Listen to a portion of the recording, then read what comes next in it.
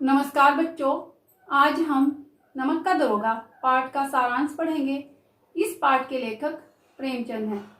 प्रेमचंद हिंदी साहित्य के ऐसे प्रथम कथाकार हैं जिन्होंने हिंदी साहित्य को सामान्य जनजीवन से जोड़ा है। नमक का दरोगा इनकी एक ऐसी कहानी है जिसमें इन्होंने समाज में व्याप्त भ्रष्टाचार की पोल खोली है और एक ईमानदार व्यक्ति के दुख और उसे ईमानदारी से मिलने वाले फल का वर्णन भी किया है। इस कहानी के मुख्य पात्र हैं मुंशी बंसीधर, जो बहुत ही ईमानदार और कर्तव्यनिष्ठ व्यक्ति हैं। दूसरे पंडित अलोपीदीन हैं, वह बहुत रईस हैं, बहुत अमीर हैं और धन के बल पर सब कुछ खरीद सकते हैं, ऐसी उनकी मान्यता है। तीसरे उनके पिताजी हैं, मुंशी बंसीधर के पिता, जो बहुत बुजुर्ग हैं और उन्हें जीवन का अच्छा अनुभव है। तो कहानी में नमक को ईश्वर प्रदत्त वस्तु माना गया है। ईश्वर प्रदत्त कहते हैं ईश्वर की दी हुई वस्तु। तो जब नमक विभाग बना तो कुछ लोग नमक की कालाबाजारी करने लगे। जो अधिकारी लोग थे वो इसको देखकर अनदेखा करने लगे। क्यों? क्योंकि वो उन लोगों से रिश्वत लेते थे जो नमक की कालाबाजारी करते थे, इसलिए वो देखकर अनदेखा कर दिया करते थे। तो जो मुंशी बंसीधर हैं वो उन दिनों नौकरी की तलाश में थे।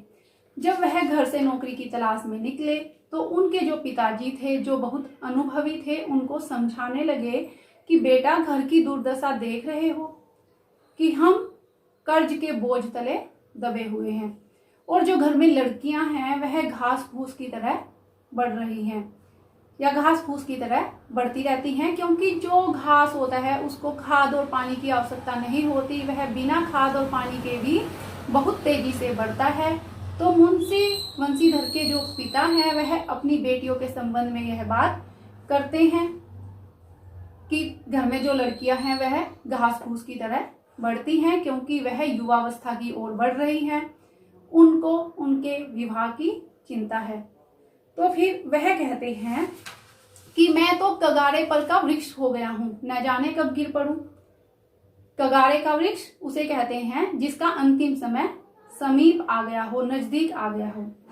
और कहते हैं कि अब तुम ही घर के मालिक हो, कि नौकरी में ओहदे की तरफ ध्यान मत देना, वह तो पीर का मजार है। ओहदा कहते हैं पद को, पोस्ट को, कि उसे तो पीर की मजार समझो, कि निगाह जो होनी चाहिए वो चढ़ावे पर और चादर पर होनी चाहिए। तो कहने का तात्पर्य क्या था कि कोई ऐसा काम ढूंढना जिसमें ऊपरी आय हो। क्यों? क्योंकि मासिक वेतन जो होता है, वो कहते हैं उनके पिता कि वो तो पूर्णमासी के चांद की तरह होता है, जो एक दिन दिखाई देता है और धीरे धीरे लुप्त होता जाता है, धीरे धीरे कम होता जाता है। तो इसलिए वो कह रहे हैं कि जो ऊपरी आय होती है वह बहता हुआ स्रोत है, उसी से प्यास बुझती है। यानी ऐसा काम ढूंढना जिसमें अच्छी रिश्वत मिल सके। तो मुंशी बंसीधर को नमक विभाग में नौकरी मिल जाती है। जब वह घर आते हैं तो अपने पिताजी को बताते हैं तो पिताजी बहुत खुश होते हैं, परिवार के सभी लोग प्रसन्न होते हैं। लेकिन जो उनके पड़ोसी हैं उनको यह बात अच्छी नहीं लगती। उनके मन में एक ईर्ष्या का भाव पैदा हो जाता है, वो चिढ़ने लगते हैं, वो एक तरह से कहते हैं ना, जलने लगते हैं। तो सर्दियों की रात में एक दिन क्या हुआ कि जो मुंशी बंसीधर थे वो सोए हुए थे। जहां उनका दफ्तर था उसी के आसपास यमुना का पुल था। तो वो जब सो रहे थे, सोते सोते अचानक जब उनकी रात को आंख खुली तो उन्होंने गाड़ियों की गड़गड़ाहट की और घोड़े जो हैं उनके टापों की आवाज सुनी, उनके पैरों के चलने की आवाज सुनी। तो मुंशी बंसीधर जाग गए और चौकन्ने हो गए। उन्हें लगा कि कुछ न कुछ तो गोलमाल है, अर्थात कुछ न कुछ गड़बड़ है। तो उन्होंने अपनी वर्दी पहनी और अपनी जेब में अपना तमचा भी रखा। तो वह वर्दी पहनकर तमचा लेकर यमुना नदी के पुल पर चले गए। वहां पर गाड़ियों की एक लंबी लाइन, एक लंबी कतार पुल के ऊपर जा रही थी। तो उन्होंने पूछा, मुंशी बंसीधर ने, जो गाड़ी चला रहे थे, गाड़ीवान जो थे, उनसे पूछा कि ये गाड़ियां किसकी हैं। तो उन्होंने उन्होंने बताया कि यह गाड़ियां दातागंज के रहने वाले पंडित अलोपीदीन की है। बाद में पूछा वंशीधर ने कि कहाँ जाएंगी, इन्हें कहाँ ले जा रहे हो, तो पता चला कि यह गाड़ियां कानपुर जाएंगी। तो फिर मुंशी वंशीधर ने यह जानने के लिए कि इन गाड़ियों में इन्होंने क्या भर रखा है, अपने हाथों से जो नमक के बोरे उन्होंने उसमें भर रखे थे उनको टटोला, उनको देखा तो पता चला कि इसमें नमक है। तो इन्होंने गाड़ियां वहीं पर रुकवा दी। यह खबर जो गाड़ीवान थे उन्होंने पंडित अलोपीदीन जो पीछे पीछे आ रहे थे उनको दी। तो जब उनको यह खबर मिली तो वह तुरंत घाट की तरफ, यमुनानगर का जो घाट था, जो पुल था, वहां पर चल पड़े, वहां पर आ गए। उन्हें पूरा विश्वास था कि वह रिश्वत के बल पर दरोगा को खरीद लेंगे और उनकी जो गाड़ियां हैं यहां से निकल जाएंगी, क्योंकि उनकी मान्यता थी कि धन के बल पर न्याय और नीति दोनों को खरीदा जा सकता है। तो इस प्रकार से वो मुंशी वंशीधर को रिश्वत देना चाहते हैं। वो पहले 20,000, 25,000, 30,000 इस तरह से रिश्वत देने की बात करते हैं, लेकिन मुंशी वंशीधर हैं जो अपना ईमान कौड़ियों में नहीं बेचते, वह रिश्वत लेने से साफ इनकार कर देते हैं। फिर बाद में पंडित अलोपीदीन 40,000 रिश्वत देने के लिए तैयार हो जाता है। तो मुंशी वंशीधर कहते हैं कि 40,000 तो क्या, 40 लाख भी नहीं। कहने का अभिप्राय क्या है कि किसी भी कीमत पर रिश्वत नहीं ली जाएगी। तो इस तरह से वह कठोर बातें उनको कहते हैं और जो पंडित अलोपीदीन हैं उनकी कठोर बातों को सुनकर बड़े हैरान हो जाते हैं, क्योंकि वह उस इलाके के प्रसिद्ध व्यक्ति हैं। इलाके के लगभग सभी लोग उनके एहसानों के बोझ के नीचे दबे हुए हैं, क्योंकि अधिकतर लोग उनसे कर्ज लेते हैं और अपना काम चलाते हैं। तो इस प्रकार से जो बदलू जमादार था उनके साथ, मुंशी वंशीधर के साथ, तो उसको वह गिरफ्तार करने का आदेश देते हैं। उसको कहते हैं कि पंडित अलोपीदीन को हथकड़ियां लगाओ, इन्हें हिरासत में लो। तो पंडित अलोपीदीन के पास जब वो हथकड़ियां लगाने के लिए जाता है बदलू, तो एक बार तो उसके भी हाथ कांप जाते हैं, क्योंकि आज तक किसी की हिम्मत ही नहीं हुई पंडित अलोपीदीन के साथ इस तरह का व्यवहार करने की। उनके पास धन है और वो धन के बल पर अपनी इज्जत, अपना न्याय सब कुछ खरीद सकते हैं, अपने लिए वो जो चाहे कर सकते हैं। तो बदलू सिंह उनकी तरफ हथकड़ियां लेकर जाता है तो वह मूर्छित होकर गिर जाते हैं और उनको हथकड़ियां लगा दी जाती हैं। तो इस घटना की चर्चा चारों तरफ फैल जाती है। रातों रात इसकी खबर सब लोगों तक पहुंच जाती है। इसमें कहा भी है, कहानी में लिखा गया है कि दुनिया सोती थी पर दुनिया की जो जीभ है वो जागती थी। अर्थात दुनिया को पता चल गया था सबको एक दूसरे के माध्यम से कि पंडित अलोपीदीन को गिरफ्तार कर लिया गया है। तो अलोपीदीन को सुबह के समय हथकड़ियों में बांधकर अदालत में ले जाया जाता है। वहां पर जो अदालत के अधिकारी हैं, वकील हैं, चपरासी हैं, सभी उन्हें हथकड़ियों में देखकर हैरान हो जाते हैं, क्योंकि सभी लोग उनके उपकारों से दबे हुए थे। उन्हें इस प्रकार से कानून के फंदे में फंसा हुआ देखकर सब लोग अचंभा कर रहे थे, क्योंकि सब जानते थे कि वह धन के बल पर कुछ भी कर सकते हैं। तो अदालत में भी धन चला और जो मुंशी वंशीधर थे, जो एक ईमानदार व्यक्ति थे, उनके धर्म को धन के तले कुचल दिया गया।